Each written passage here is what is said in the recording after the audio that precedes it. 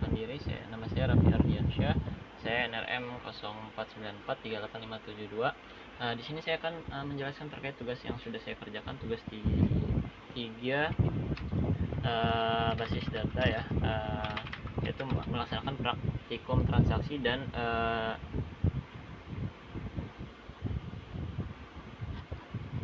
serta satu lagi praktikum basis data terdistribusi ya. Yang pertama itu untuk transaksi. Di sini saya membuat sebuah database tentang rumah sakit ya. Di rumah sakit saya membuat admin dokter, data admin pasien, daftar dan pasien dokter. Di sini masing-masingnya berintegrasi ya, berrelasi, di mana dokter berrelasi dengan pasien dokter, one to many dengan pasien dokter, lalu dokter one to many juga ke dokter admin, lalu dokter admin many to one ke administrator berrelasi dengan daftar one to many, lalu daftar berrelasi dengan pasien berrelasi dengan daftar one to many, lalu pasien di sini untuk melalui dokter dia relasinya one to many ke dokter melalui periksa, dan beberapa atribut yang mungkin saya tambahkan di sini ya, bisa dilihat di sini. Lalu di sini saya sudah membuat database-nya. Lalu saya mencoba berbagai fungsi. Yang pertama yaitu saya membuat transaction ya, seperti di sini saya membuat insert into melalui rutin saya melalui transaction-nya. Jadi tinggal di call aja. Di sini saya call. Nah, di sini kita lalu yang kedua ada rollback ya. Rollback ini adalah dia tidak menjalankan semua yang ada di atasnya gitu. Jadi misalkan saya udah membuat sebuah update, nah di sini ketika saya ada rollback di bawahnya, terus lalu saya commit, maka data tidak akan berubah, data tetap akan sama gitu. Misalkan di sini saya mengubah data dari Tito harusnya menjadi Danar, tapi di sini tetap namanya Tito karena rollback tidak rollback artinya dia tidak mengeksekusi program di atasnya. Nah, lalu di sini ada lagi, di sini saya call transaction path, lalu kalau dilihat di sini kan tidak berubah jadinya. Nah, misalkan saya lalu membuat sebuah program lagi di situ, di mana saya membuat transaction yang saya rollback, tapi di bawahnya masih ada code lagi yaitu update patient. Nah, misalkan update patientnya di atas saya mengubah Tito, tapi saya rollback di bawah. Lalu di yang ketiga saya mengubah dari Tina menjadi Septin. Nah, ini kalau bisa dilihat kita berubah ya. Yang Septin berubah dari Tina menjadi Septin, sedangkan si Tito tidak berubah.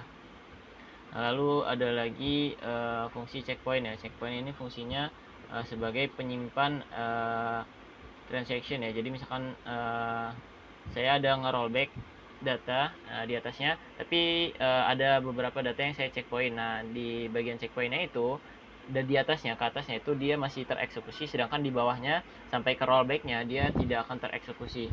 Nah, ini contohnya ya. Jadi kita bisa lihat ini, saya menginsert pasien bernama Hanif, Tina dan Lutfi ya. Di sini yang masuk hanya Hanif dan Lutfi harusnya. Nah, jika dilihat di sini benar yang masuk hanya Hanif dan Lutfi ya, karena di bagian ke pertama yang si Hanif itu saya melakukan save point, ini checkpoint ya, lalu di setelahnya saya melakukan rollback. Harusnya kan secara eksekusi apapun yang di atas rollback itu tidak akan tereksekusi, maka tapi ini dia berbeda karena saya melakukan save point di sini, jadi si Hanif dikecualikan. Nah, itu dia nomor 1 ya. Lalu saya ada melakukan database trigger juga ya. Jadi ketika database trigger ini adalah ketika suatu perintah dijalankan dengan syarat tertentu, maka dia akan mengupdate mungkin atau melakukan eksekusi untuk syarat yang lainnya gitu. Misalkan saya menambahkan fungsi gitu, menambahkan 2 tabel gitu ya, obat dan transaksi obat. Jadi ini ketika ini obat adalah stok dan transaksi obat itu ketika user membeli obat. Jadi ketika user membeli obat, harusnya stok di obat itu berkurang ya. Nah, di sini saya sudah membuat trigger functionnya. Jadi ketika ada row update di transaksi, maka dia akan mengupdate state stock ya, dikurangi oleh jumlah yang dibeli oleh transactionnya gitu. Misalkan di sini saya menginsert ke transaksi obat, yaitu atas ID transaksi sekian dan ID pasien sekian dan ID obat 2, itu saya membeli jumlahnya 5 obat ya, jadi harusnya dikurangin 5. Nah, setelah dilihat di tabel obat itu stoknya berubah dari 20 menjadi 15 ya. Di sini kita lihat stoknya 20, sebelumnya amoxicillin itu menjadi 15 karena transaction tersebut, padahal saya tidak merubah di tabel obat. Nah, lalu yang kedua itu ada praktikum basis data terdistribusi ya. Di sini ada beberapa poin yang harus kita perhatikan, yaitu kita harus menginstal VM terlebih dahulu untuk membuat virtual mesin kita, atau kita bisa menyediakan dua laptop. Di sini saya menggunakan VM Ubuntu ya.